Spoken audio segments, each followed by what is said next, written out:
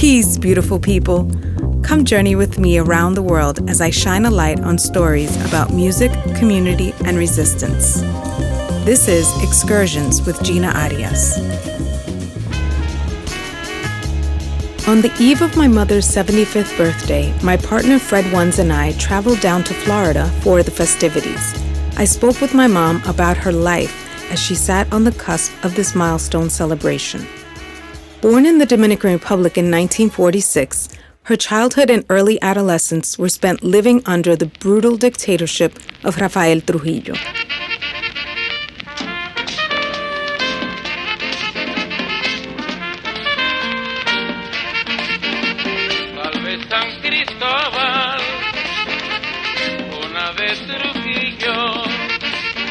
As a young man, Trujillo spent 12 years in the Dominican National Guard and was trained by the U.S. Marines, which occupied the Dominican Republic from 1916 to 1924. He took power in 1930 under dubious elections, wherein all other candidates dropped out of the race, under constant harassment by the army. Almost immediately upon ascending to the presidency, he implemented martial law. He then made his political party the sole legal party. Any adult stopped by the police in the street without a membership card could be arrested for vagrancy. In 1936, Santo Domingo was renamed Ciudad Trujillo, Trujillo City, and a large electric sign simply stating God and Trujillo was erected. The highest mountain peak in the Dominican Republic and his home province, San Cristobal, were both renamed Trujillo. Besides narcissistic, Trujillo lived under the delusion of white supremacy. He was said to powder his face to try to appear lighter, and was vehemently anti-Black and anti-Haitian. His barbarism in this regard culminated in October of 1937 with the massacre of approximately 35,000 Haitians and Dominicans of Haitian descent, primarily along the northwestern border dividing the two countries. Although my mother was quite young at the height of his violent reign, she recalled some aspects vividly.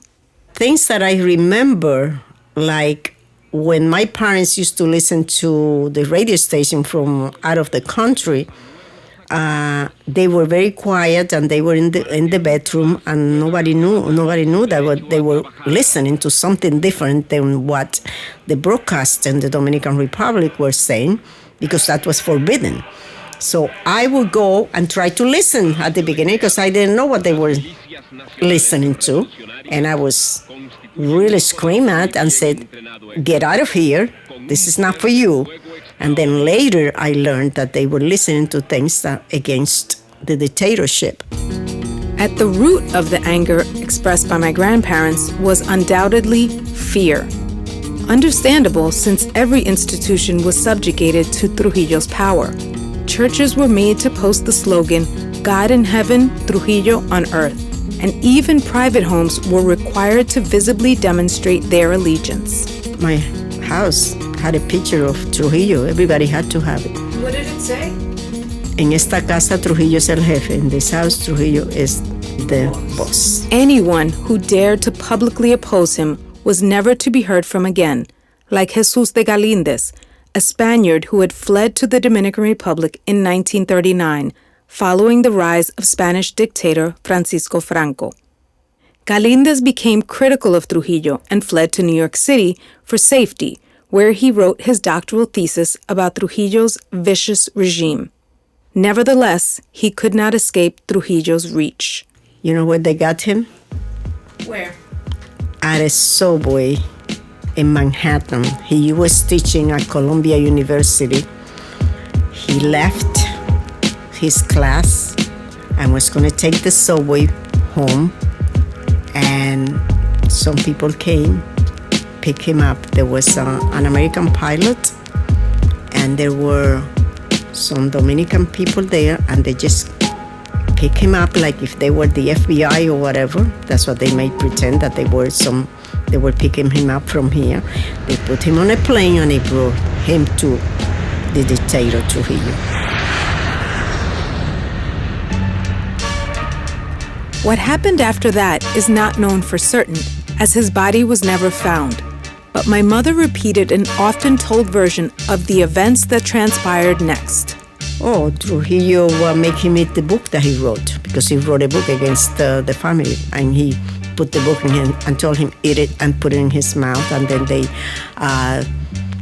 brought the sharks and make him, the sharks eat him.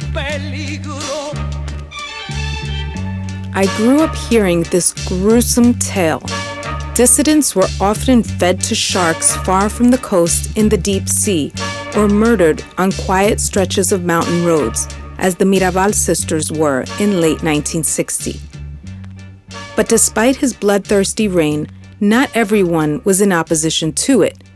This we learned when we sat down with Fred One's father, affectionately known as Big Freddy, when we traveled back to New York City to speak with him. Born the same year as my mother, he nevertheless had a very different experience at home with regard to the Trujillo regime. Mi papá era trujillista. My father, he was a follower of Trujillo. So everybody had to be agreed with nothing against Trujillo. It's hard to know whether people who supported him did so out of self-preservation or genuine respect.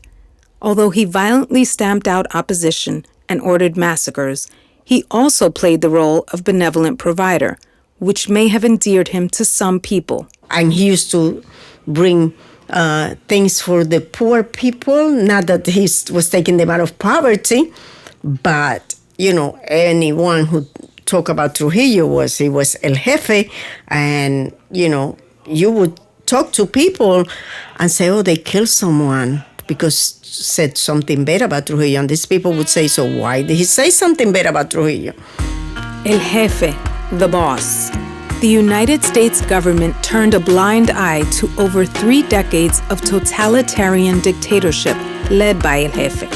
Remember that all of this occurred in the midst of the Cold War, where the United States' focus was on destabilizing left-leaning and socialist movements and governments. But eventually, even the United States could not tolerate the Trujillo regime. One of the tipping points was Trujillo's attempt to assassinate the democratically elected president of Venezuela, Rómulo Betancourt. And so, the CIA provided material assistance for the assassination of Trujillo in 1961, as a U.S. congressional investigation revealed years later. He was shot to death on the road from the capital to San Cristobal, where he was going to see his lover, ambushed by brave patriots who had taken part with others in devising the bold plot.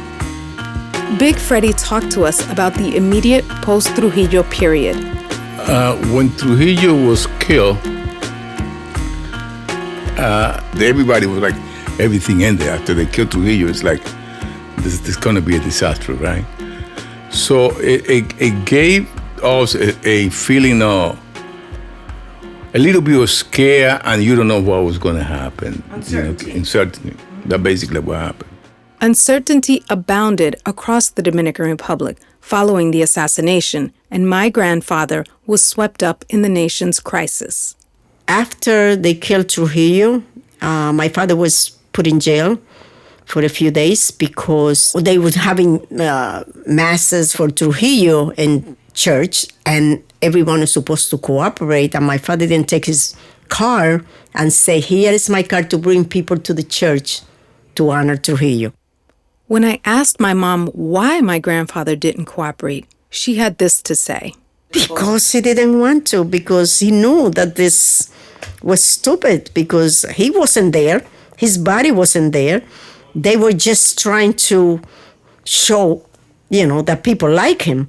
And my father never liked Trujillo. Following 2 general strikes calling for democratic elections, in December of 1962, the first free presidential election took place, and the people of the Dominican Republic elected by a landslide the wildly popular Juan Bosch, a leftist who had lived in exile for 23 years.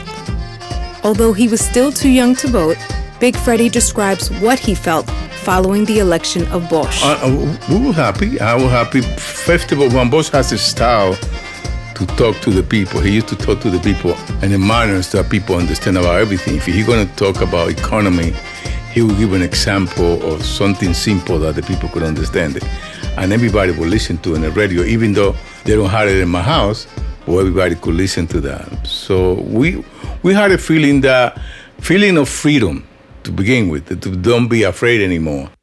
Bosch dove into his presidency with the development of a new constitution that granted new freedoms, including labor rights. The document provided novel protections for pregnant women, homeless people, children, including ones born out of wedlock, working-class people, and farmers.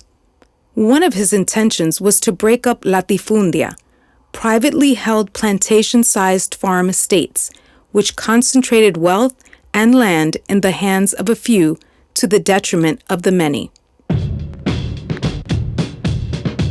After just 7 months in office, however, Bosch was unseated by a coup led by Colonel Elias Wessing, who had helped Trujillo's family flee the country after he was assassinated.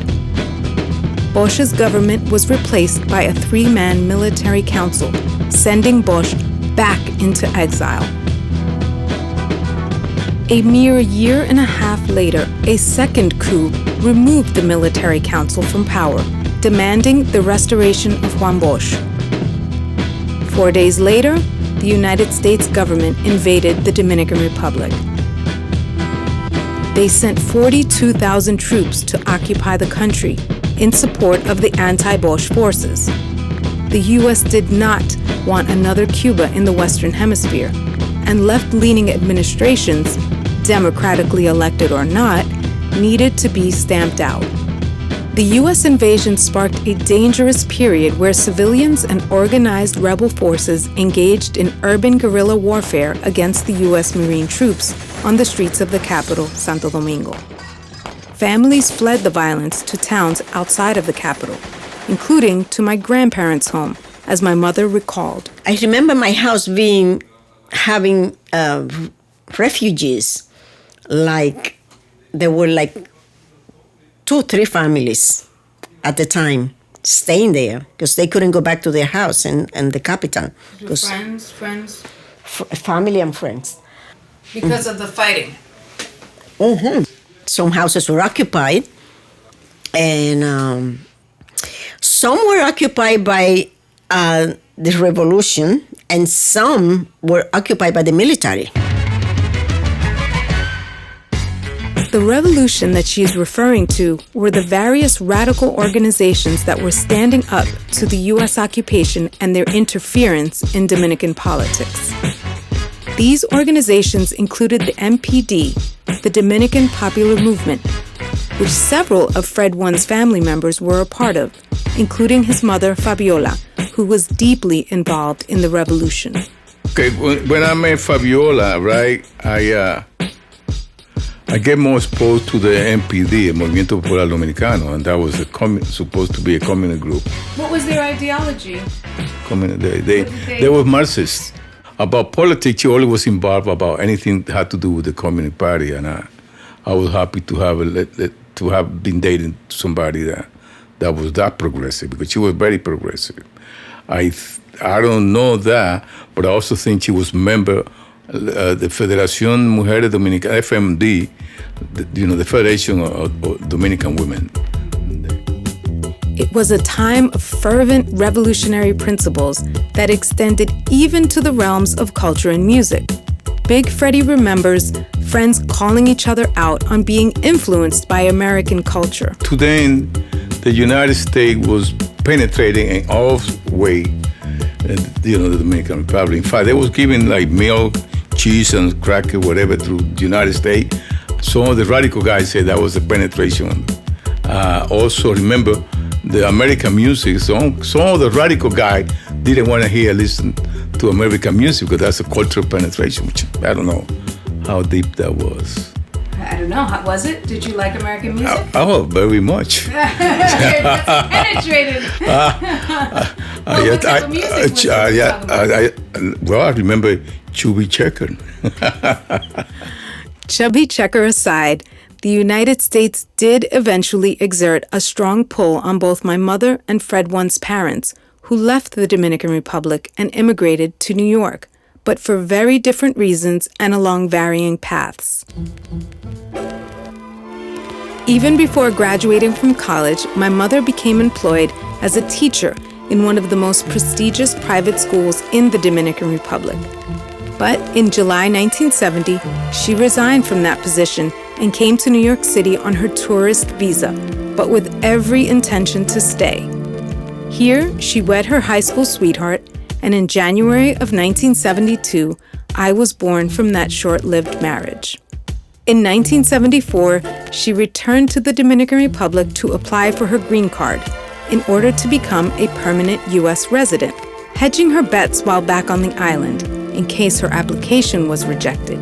She applied for and landed a great job at the Dominican Telephone Company. Before she could even start in that role, she received a call from the U.S. Embassy. They questioned why she would want to immigrate to the United States. You had a nice life here. You graduated college. You have a nice job. Why you want to leave? Because I want to go to the United States and have a different life. And, somehow my vision was that there was not much advancement there for people if they were not in politics. Eventually, I probably would have gotten in politics. But to me, it was a dead end because this was a country that wasn't developing the way it should be developing. Her application was approved, and she returned to New York City to her job in a factory ironing ties in Queens. It may have been hard work, but her newfound sense of freedom was unparalleled. In DR, her home life was stifling. Despite being raised on an island, she never learned how to swim, as she and her sisters were sheltered, surveilled, and chaperoned to an oppressive level. Oh, no. I didn't have any freedom. That's probably one of the reasons that made me move here. Both Big Freddie and Fabiola, on the other hand, had pressing life and death reasons to think about leaving for the United States. In 1967, Fabiola gave birth to her first son, Guido, whose father was also very involved in revolutionary politics, with a group that splintered from the MPD, known as the Proletariat Voice. Guido's father, he was part of that group, and that group later on accused him of being a CIA agent. And in La Romana, when he went to see Guido, they kidnapped him and took him to the university and killed him. And that was the time that they were accusing Fabiola of being part of that. And she denied that. She suffered a lot. They went after her, they put her in jail, a lot of things for that. Guido's father, Caunabo Elpidio Jorge Tavares, a.k.a. Juanito el Lagarto, was more than just peripherally involved in the movement. In fact, he founded and served as the Secretary General of Proletariat Voice. Although we can't know for sure if he was a CIA agent, those who executed him and left his body in an abandoned home in the town of La Romana, not at the university as stated by Big Freddie, were clearly convinced of this. Undoubtedly, his murder was traumatizing for Fabiola, who was just 20 years old at the time. Violence within the revolutionary movement, particularly for people suspected of being CIA operatives, was all too real, as was the continued repression of and violence against dissidents by the reactionary conservative government of Joaquín Balaguer. Balaguer was elected president in 1966. No newcomer to politics, he had for decades served under Trujillo's tutelage in various administrative posts. Like Trujillo, he had little tolerance for political opponents or left-wing revolutionaries. It is estimated that in the first 12 years of his presidency, 11,000 people were tortured or murdered by his henchmen. It was during this same period that both Fabiola and Big Freddie began to believe that they were under surveillance by the state or those aligned with the right-wing Balaguer administration. Big Freddie told me a story about a time he was visiting Fabiola that made him suspect that they were under surveillance. And when I was visiting her, I saw a guy at the corner kind of looking back to where she was living, and I was there. So either I become paranoid or something. We thought that the guy was, looking to us there. So, but I left. I remember I took a cab later on, and I went home, and I spoke to a friend of mine about that. And later on, they sent a note to his mother, letting her know that he shouldn't be associating with me because I was associating with somebody, with Fabiola. To me, it was somebody from the right wing. They think that's what I feel, was a threat that I was getting associated with somebody who attend to the state security. Fabiola was considered a threat to the status quo. Listen, during that time, they was killing a lot of people. I was scared. The mother of my friend was scared. What about Fabiola? She maybe was concerned. Concerned? What exactly were her nerves made of? She may not have been scared, but Big Freddy and his parents were downright terrified. Following that episode, they wanted to send him to a small town away from the capital to hide out. I didn't want to go to a little town. They want to send me to hide out there. So we stayed home. So my parents decided, I think we had to get out of the country. So a group of friends of mine got together. Some of them said, no, don't do that. Don't worry about it. But some said, yeah, if you had to go, you had to go. So that was coming over here only for 1 year and then come back after the whole thing passed. So that came to avoid whatever persecution could happen. Fabiola and Big Freddy decided it was time to leave temporarily for New York City. In December 1970, Big Freddy came on a student visa, which he had earlier obtained as part of a Catholic student group. Fabiola arrived 6 months later using the passport of her sister who had a tourist visa. They bore a striking resemblance to each other, which allowed Fabiola to enter the U.S. undetected. In April 1972, they welcomed the birth of my partner Fred once. Then they settled in the Bronx, but were compelled to move to Brooklyn after Fabiola was recognized by a fellow student at Hostos Community College. This was problematic because besides being here on an undocumented status, she had been part of a leftist movement that was still being harshly persecuted in her home country. In 1975, they enrolled at Pratt University in Brooklyn as engineering students. Life was challenging for the young parents. Big Freddy, in retrospect, seemed proud that despite the challenges at the predominantly white institution, they persevered in those early days. Because we did that with all the difficulty that somebody could have. Remember, we didn't master the language. We didn't have the legal support to be doing that. And I also remember that talking about the language, that one time when I was taking, I don't know if it was American history or literacy, that I told the teacher, I can't understand this. I don't know how to answer that. And the teacher told me, get out of the classroom if you don't know English. So I said, I'm going to stay here. Even if I failed the course, but why do I have to get out? The lack of legal support Big Freddy mentions is the fact that both he and Fabiola were undocumented at the time. Eventually, with a desire to adjust their status to a legal one, they enlisted the help of a lawyer. He advised them to apply for permanent residency as parents of a U.S. citizen, young Fred once. This was one of the paths to permanent residency at that time. He insisted that they apply at the U.S. consulate in Mexico or Canada.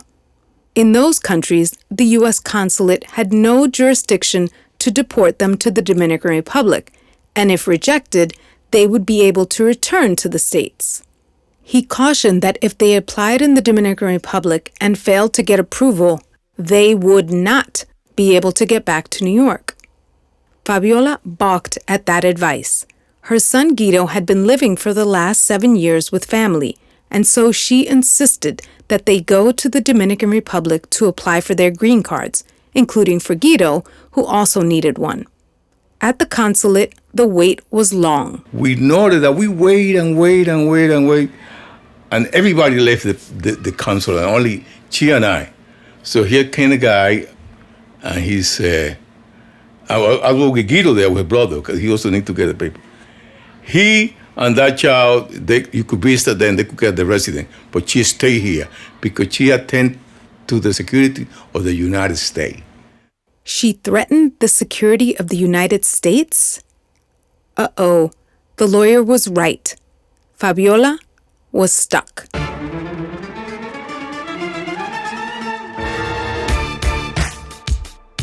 Stay tuned for what happened next in part 2 of Excursions, Dominican Republic edition.